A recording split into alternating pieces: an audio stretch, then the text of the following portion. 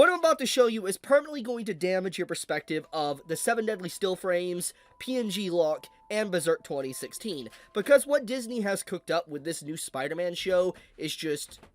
it's so bad. It is so bad. I'm just going to let this sequence here really just present itself, and then we'll get into why it's bad. So, this is a trailer that came out yesterday. Yeah. And one quick look at this trailer, if you look at this, you instantly start to see what is wrong here with this footage.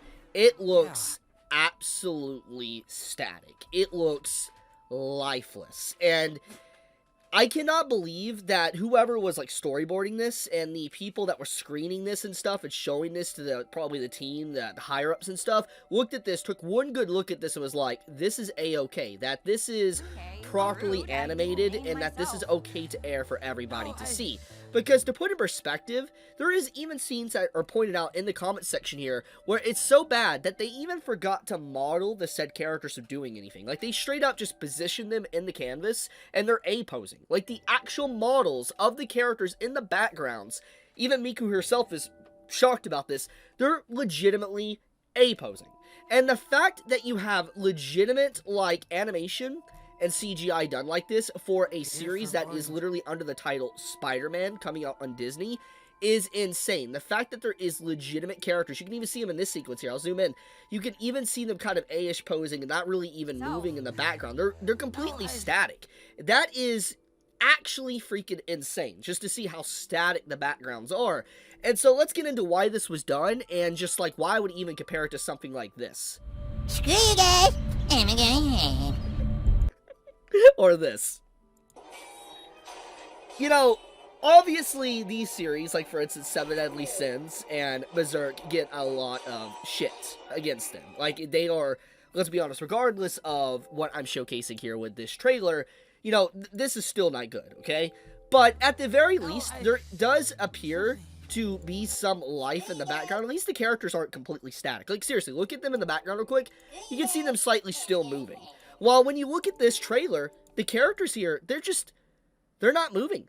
They are not moving whatsoever. Only the foreground characters move, and it makes the entirety of this trailer look so freaking stiff. It does not look good by any means.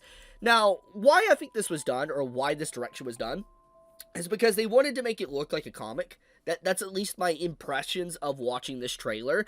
But I think that it falls very flat, because obviously the entirety, the sequence of this series is CGI, but it's painted and drawn over in a way to try to make it look like a 2D animation series. But it is straight up, it is CGI. I mean, the backgrounds alone prove that. So they tried to disguise the CGI with painting over it, but it just looks very lifeless. It does not look good by any means, and it's legitimately sad that this is a series that is literally under the title Spider-Man, and it's being treated like this. The facial models don't even look good. They don't at all. And I'm left wondering, who is this made for? Like seriously, I feel like even, like, avid Disney and Spider-Man fans would legitimately not like this trailer. I mean, judging by what I've seen just on Twitter alone and on YouTube, it's very clear that people do not like this trailer. So I'm left wondering, who is this made for? Like, why make something look so bad? I mean, if I had to take an educated guess, okay, this is just me theory crafting, it's a tax write-off. It's like an easy tax write-off of some losses or whatever, and, you know, Disney or whoever worked on the project can use it as a tax write-off to be able to, you know, save on the next income or whatever for, you know, 2026. That's my assumption, because they can do that if it fails enough. But what I'm trying to get at is that I cannot believe how awful this is, and just how it makes me look at, like, the worst of anime in a better light.